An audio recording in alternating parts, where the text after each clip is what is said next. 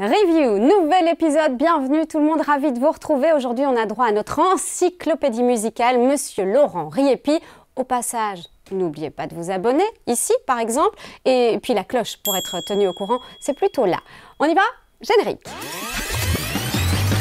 Classique 21, Review. Laurent Riépi, on ne peut pas parler de retrouvailles entre toi et moi parce qu'on se voit souvent, parce que tu es mon binôme d'écriture de Rock'n'Roll Attitude. C'est vrai, c'est presque un couple de radio. Un couple de radio. C'est beau. Oh, c'est beau, Mmh, c'est beau. c'est Je suppose qu'on va parler de Black Sabbath aujourd'hui. Bien sûr, évidemment, Black Sabbath, on va faire toute l'histoire de Black Sabbath. En entier de A à Z. En entier, oui, absolument. Il y en a pour 3h54. 4 heures, je pense. Ah, ouais. ok, super.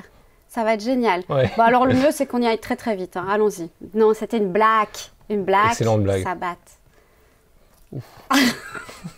On nous l'a soufflé avant le tournage, Oui, on peut oui. le dire, on peut le dire. C'est un peu effrayant quand même. Bon, le vrai clip du jour, on va parler de Genesis. Oui, avec Land of Confusion, c'est un titre qui est vraiment, en tout cas qui m'a beaucoup marqué, moi, enfant, parce qu'on y voit en fait Genesis représenté par des marionnettes, qui sont celles de Spitting Image. Alors, C'est l'équivalent de Guignol de l'info. C'est un peu ça, oui, en version encore un peu plus trash, j'ai envie de dire.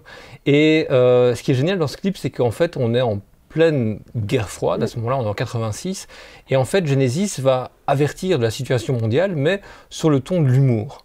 Et c'est ça que je trouve assez intéressant, et moi, mes yeux d'enfant à l'époque, je me dis, mais qu'est-ce que c'est que cette grande mascarade? On est en quelle année, là? 86, donc. Donc on est après la métamorphose Genesis. Hein. Voilà, on est dans un Genesis qui est vraiment beaucoup plus commercial à ce moment-là.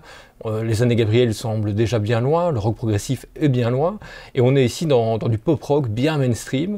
Mais ce qui est bien, c'est que ce pop-rock mainstream a un message à transmettre. Oui, et c'est pas vraiment leur spécialité à Genesis de faire un message, en tout cas un réel engagement politique, c'est pas... Ils l'ont pas fait beaucoup, hein, ils n'ont jamais été considérés comme un groupe politique, mais ils l'avaient déjà fait brièvement quelques années auparavant avec un morceau qui s'appelle Blood on the Rooftop, donc à la période progressive, qui parlait déjà en fait de comment les médias parlaient des mauvaises nouvelles en fait, en faisant passer ça comme si c'était... Agresser les gens de voilà, mauvaises nouvelles. Mais de façon divertissante, quoi, l'infotainment. Donc il y avait déjà un côté un peu critique par rapport au regard des médias sur l'actualité, parfois l'actualité très dure. Et ici, eh bien, ils vont présenter le monde comme une grande mascarade, comme un grand cirque.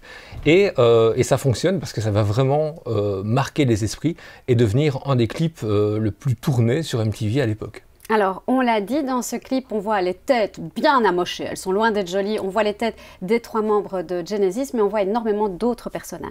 Oui, c'est ça. Et ça, je trouvais ça chouette aussi. C'est le fait qu'on est dans les années 80.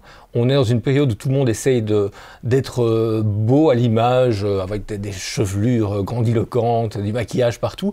Eh bien, Genesis prend un peu le contre-courant de tout ça, puisque c'est vrai qu'en marionnette, ils sont très très laids. Ah, ils sont vraiment grossiers. Oui. Quoi. Et donc, ils se moquent eux-mêmes de leur propre image. Ils s'incluent en fait dans ce cirque médiatique où on retrouve effectivement Ronald Reagan.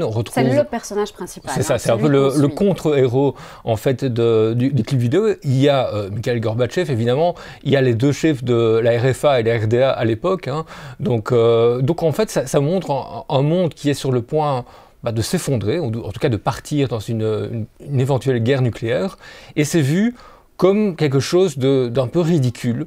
À un moment, on voit des dinosaures qui débarquent dans le clip, ça n'a aucun sens. Et puis Michael Jackson, David Bowie débarquent, Madonna. C'est un peu la folie. Et alors, j'ai une petite question, peut-être question piège, je sais pas. On voit quelqu'un qui tire sa langue et qui en fait un sandwich et qui le mange à un moment et j'ai pas réussi à savoir qui c'est. Moi non plus, sur le clip, je vois pas qui c'est, mais par contre, c'est assez intéressant de montrer cette langue qui devient quelque chose à manger, parce qu'il y a ce côté aussi critique aussi de l'Amérique, du fast-food, de manger tout et n'importe quoi. Et donc, c'est se manger soi-même. En fait, c'est aussi se détruire soi-même au vu d'une éventuelle guerre, en fait. Alors, ce clip révolutionnaire pour l'époque, avec cette esthétique, il a remporté des prix. Il a remporté des prix, oui, notamment un Grammy Awards, dans une section qui n'existe plus aujourd'hui, qui s'appelait le Best Concept Video. Donc ça, c'est pour la vidéo la plus conceptuelle. C'est parce qu'à l'époque, on faisait des vrais clips. Maintenant, voilà, on faisait des choses un peu plus... à plus gros budget, on va dire. Et ce qui est intéressant, par contre, c'est qu'ils se sont présentés aussi au MTV Music Awards en 1988. Et là, pas de chance pour eux. Leur opposant, c'est Peter Gabriel avec Sledgehammer. Et c'est Gabriel qui va remporter le pari. Donc ça leur passe sous le nez. Ça leur passe sous le nez. Et c'est vrai que bon... il est clair que la vidéo de Sledgehammer est extrêmement bien foutue, hein, au niveau nouvelles technologies, au niveau... c'est un clip innovant. C'est le premier à vraiment mettre en valeur le image par image, c'est ça, hein? Oui, c'est ça, c'est les premiers effets, hein, presque pré-morphing, ce genre de choses. Mais ce qu'il y a, c'est que voilà, le message de Gabriel, c'est un message plus technologique, il n'y a pas vraiment de message profond. Chez Genesis, il y a un message politique un peu plus important. Personnellement, j'aurais préféré que ce soit Genesis qui l'emporte. Et la preuve que c'est quand même un clip qui est ancré, un sujet qui est ancré dans l'actualité, ça a été repris il n'y a pas très très longtemps, ce titre. Par le groupe Disturbed. Alors le groupe Disturbed, c'est un groupe de métal qui l'a repris en 2006-2007 par là. Et alors ce qui est intéressant, et ça montre à quel point ce morceau est connu en tant que morceau, pour son texte qui est très fort aussi, et pour ses images, et pour son clip, puisqu'en fait Disturbed reprend le morceau, et reprend aussi la thématique du clip vidéo, en l'adaptant évidemment aux années 2000, c'est-à-dire que les dirigeants qu'on va voir à l'écran ne sont plus évidemment Ronald Reagan, ne sont plus Mikhail Gorbatchev, on y croise à ce moment-là c'est Jacques Chirac, on y croise Vladimir Poutine, et donc ça montre en fait que l'état du monde est toujours autant en danger. Finalement, les choses n'ont pas beaucoup changé. Mais ce clip, en fait, voilà, reprend, c'est une sorte, si vous voulez, de remaster, quelque part, du clip original avec une touche beaucoup plus moderne. Legacy, c'est comme ça qu'on dit dans le cinéma. Oui, Legacy, en tout cas, c'est un hommage assumé. Et ça montre vraiment bien les deux facettes, en fait, du morceau de Genesis. Qui est vraiment, je pense, un petit peu... On ne sait pas séparer l'un et l'autre, quoi. Le morceau et le clip vidéo sont, voilà, liés à jamais.